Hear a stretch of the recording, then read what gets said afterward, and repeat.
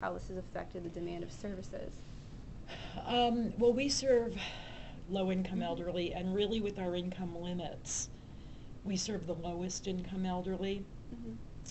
And on the one hand, I'm going to tell you it's not so much retirement accounts directly that's affecting the Yeah. demand, because many of the clients who are eligible for our services never had pensions. Now, I'm not saying no one does, but you know, I would say the majority of those we serve, both in our housing program and in our community program, making the distinction there between those who live in our own buildings and those who we serve through moving furniture, et cetera, out in the community.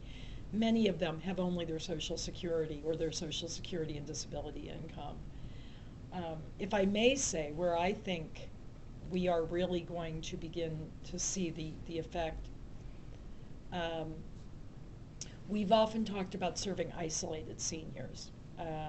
Not exclusively, and we don't screen for that, but it's not unusual for us to be serving a senior who lives alone, who maybe does not have family nearby, et cetera, because others have that social network to help them with some of the things we're otherwise helping with. What I think we're beginning to see, and we'll see even more so, are those whose social network, even if it's right upstairs, don't have the resources to assist. Do you know what I'm saying? So Yeah. that the adult children who may have been working and have been helping mom, but they've now lost their job. Or in some cases, because our seniors are old enough, the adult child who had a pension or was counting on a pension and was able to help mom may not be able to as much. So you're seeing like an increase in demand? I can only say anecdotally right now that it seems so, in terms of phone volume and that sort of thing.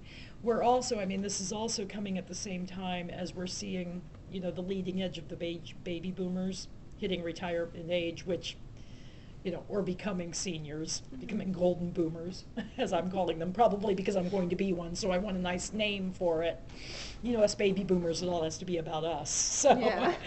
But I think one of the tricky things is that this economic downturn is coming at the same time as we are at the beginning of probably a good decade of just increase in the number of people who by age are eligible for our services. And I think that makes this a very challenging time,